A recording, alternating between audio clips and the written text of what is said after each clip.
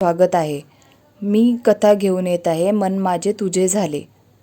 भाग 11. गौरी आणि मंदार भेटणार होते ऑफिस संपल्यावर, असं त्यांचं ठरलं होतं. गौरीने किरणला विचारलं होतं. ऑफिस झालं की ते जाणार होते.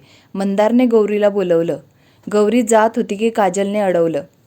खूप फेऱ्या वाढल्या आहे केबिनच्या, जास्त काम दिलं आहे का सरांनी? काजल गौरीला चिडवत म्हणते. काही काम असेल तुझं, आपलं काहीतरीच असतं. गौरी म्हणते. कॅबिनकडे जाते. May I come in sir? Gauri म्हणते. गौरी आता तरी नॉक करत जाऊ नको, अशीच येत जा. मंदार म्हणतो. ऑफिस आहे, तुम्ही माझे सर आहे, असं कसं येत जाईल? गौरी म्हणते. आता होणारा नवरा आहे. मंदार म्हणतो. झाले नाही आहे ना अजून, झाले की नॉक नाही करणार, तेव्हा येत जाईल अशीच. गौरी म्हणते. सर किती दिवस म्हणणार? मंदार म्हणतो. आयुष्यभर. गौरी लाजत म्हणते. गौरी काही काय, सर मला ऐकायचं नाही आहे, नावाने हाक मारत जा. मंदार म्हणतो. तुम्ही का बोलवलं होतं? थोडं काम बाकी होतं. गौरीने विषय बदलला. तिला भांडण करायचं नाही होतं.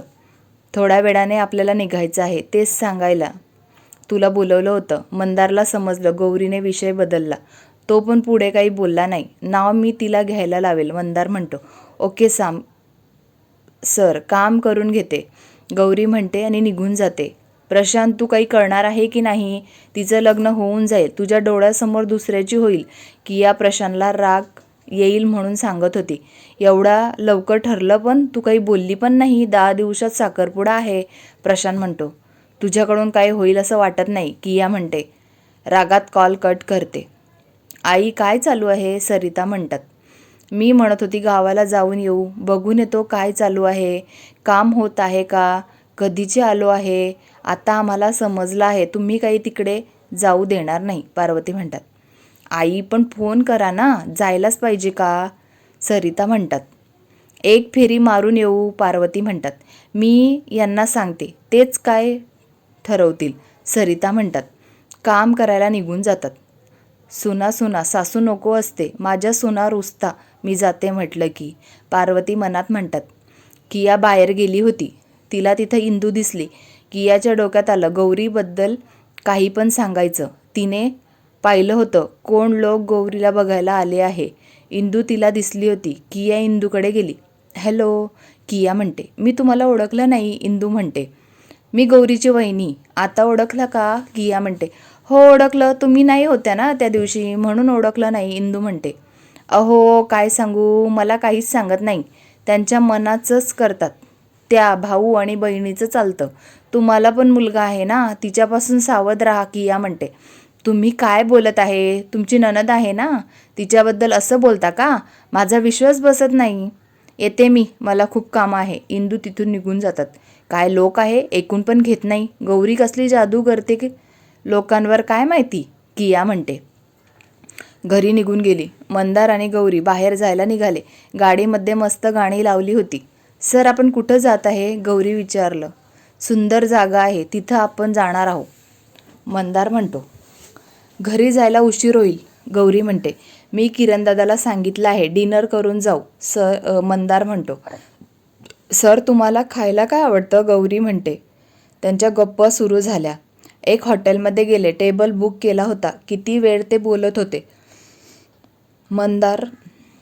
नंतर मस्त डिनर केलं.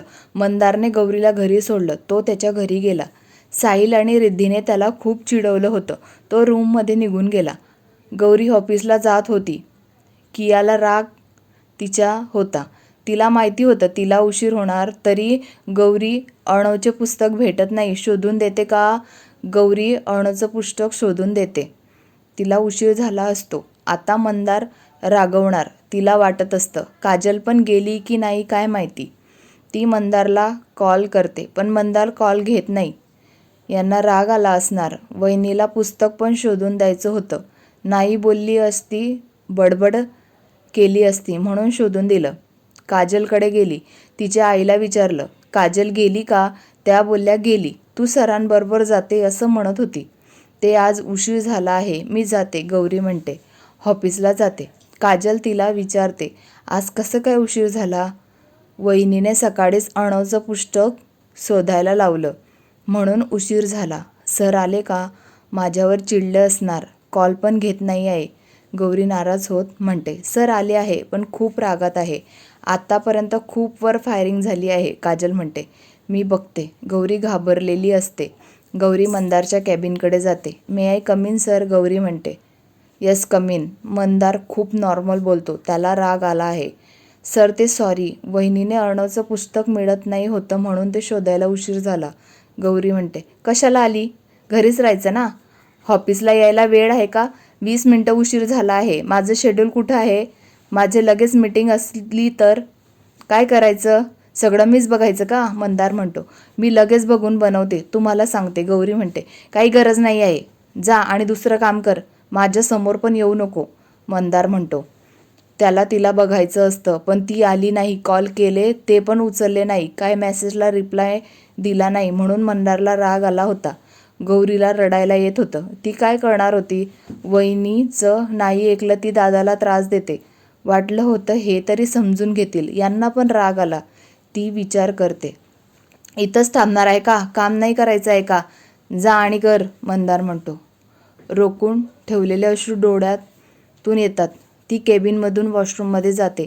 तिला खूप रडायला येत असतं. मनसोक्त रडून घेते. चेहऱ्यावर पाणी मारते. डेस्कवर येऊन काम करू लागते. मंदार बघत असतो. गौरीचा चेहरा उतरलेला आहे. रडली का? माझ्यामुळे रडली आहे.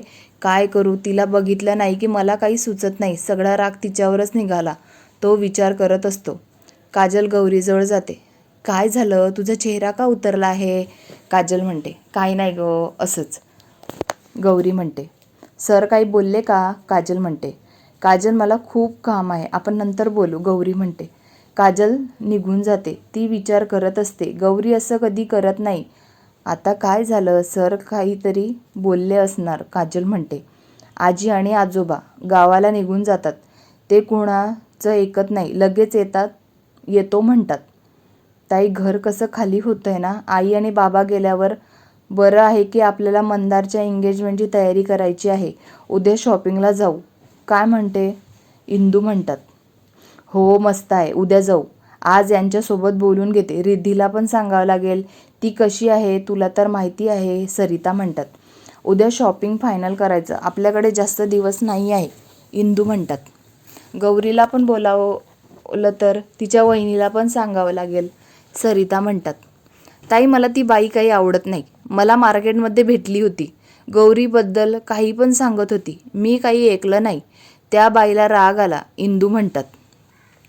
तू बरं केलं तिचं ऐकलं नाही. आता आपण काय करायचं? गौरीची वहिनी आहे, तिच्यासोबत बोलावं लागेल. सरिता म्हणतात. आपण आपलं काम करू. इंदू म्हणतात. हो. सरिता म्हणतात. मंदार विचार करत असतो. मी जास्त बोललो का? तिचं ऐकून नाही घेतलं. ती काहीतरी सांगत होती. तिला बोलवू का? मंदार विचार करत असतो. गौरी तिचं काम करत होती. वीरेन तिच्याकडे गेला. गौरी ही फाईल बघ. नंतर मंदारकडे घेऊन ये. मला जरा काम आहे, अर्जंट आहे म्हणून जावं लागलं. नाही करशील ना? वीरेन म्हणतो. हो सर, देऊन येईल. गौरी म्हणते. फाईल चेक करते. मंदारच्या कॅबिनकडे जाते. आता ती डायरेक्टमध्ये जाते. सर ही फाईल वीरेन सरांनी दिली आहे. मी बघितली आहे, तुम्ही पण बघून घ्या. गौरी म्हणते. आपण बाहेर जायचं? मंदार म्हणतो. गौरी मंदारच्या तोंडाकडे बघते. गौरीला काही सुचत नाही. रोज रोज बाहेर कसं जाऊ? वहिनी खूप राग येतो. माझ्यावर निघतो, नाहीतर दादावर. काय करू? गौरी विचार करत असते. गौरी काय विचारलं? लक्ष कुठं आहे? मंदार म्हणतो. आज नको बाहेर जायला. गौरी म्हणते. माझा राग आला का? मंदार म्हणतो. नाही सर. काय बोलू? गौरीला काहीच समजत नाही. गौरी काय झालं आहे? सकाळपासून काय चालू आहे? आता पण बोलत नाही आहे. मंदार जरा जोरातच म्हणतो. सर आज नको. आपण उद्या जायचं का? शॉपिंग पण होईल. आपण पण बाहेर जाऊ. गौरी म्हणते. गौरी काय झालं आहे? मला टाळत आहे. मंदार म्हणतो. सर तसं नाही आहे. वहिनीला नाही आवडत. त्यांना काम करावं लागतं. त्यांना कंटाळा येतो. माझ्यावर आज तोच राग त्यांनी काढला. दादावर काढतात. माझ्यामुळे घरात वाद नको असतात. गौरी म्हणते. असं का आहे? ठीक आहे, आज नको जाऊ. उद्या नाही ऐकणार. आपण जाणार आहे. शॉपिंग पण करू. मी सांगेल तसं घ्यायचं. समजलं का? मंदार म्हणतो. गौरी मान हलवते. मंदार उठून गौरीला मिठी मारतो. सोडायला तरी येऊ का? मंदार म्हणतो. गौरी काही बोलत नाही, निघून जाते. लाजाळू आहे, माझं कसं होईल? मंदार म्हणतो. मी काय म्हणतो, काम पण करत जा, फक्त तिला बोलवत जाऊ नको कॅबिनमध्ये. वीरेन म्हणतो. अरे कामासाठी बोलवलं होतं, मंदार म्हणतो. हो हो माहिती आहे, वीरेन म्हणतो. कामाचं बोल, का आला होता? ते राहिलं बाजूला, दुसरी बडबड करतो, मंदार म्हणतो. आपल्याला नवीन कॉन्ट्रॅक्ट मिळाला आहे, त्याचं काम बघावं लागेल. आता तू काय बिझी होशील म्हणून म्हटलं होतं. साहिलला आपल्याकडे बोलवायचं का? रिद्धी आणि काजलला घेऊ का? हेच विचारायला आलो होतो, वीरेन म्हणतो. हो घे ना, काम झालं पाहिजे, बाकी तू आहे, मंदार म्हणतो. काका सोबत बोलून घेतो, साहिलला तिकडे काही काम नसावं. वीरेन म्हणतो. हो, मंदार म्हणतो. बाकी ते कामाचं बोलत बसतात. तू काही करणार आहे का? त्यांची जोरदार तयारी चालू आहे. खूप श्रीमंत आहे, तिला आनंदी मला बघायचं नाही आहे, किया म्हणते. मी काही करणार नाही, त्यांची पोहोच खूप आहे. माझी कंपनी आता सुरू झाली आहे, मला लॉसमध्ये नाही जाऊ द्यायचं आहे, प्रशांत म्हणतो. किया रागात कॉल कट करते. मलाच बघावं लागेल, मलाच काहीतरी करावं लागेल, हे लग्न मला नाही होऊ द्यायचं आहे, किया म्हणते. ऑफिस वेळ संपला होता. गौरी निघाली, मंदार पण केबिनमधून निघाला. दोघं निघाले घरी जायला. तुला वहिनी का त्रास देतात? मंदार म्हणतो. आई आणि बाबा गेले, सगळी जबाबदारी दादावर पडली, खर्च वाढला, तेव्हापासून वहिनीला मी आवडत नाही, गौरी म्हणते. ओहो, तू नको काळजी करू, सगळं छान होईल, मंदार म्हणतो. त्यांच्या गप्पा चालू असतात. विनायकने किरणला कॉल केला असतो. बोला ना, काय कॉल केला होता? किरण म्हणतो.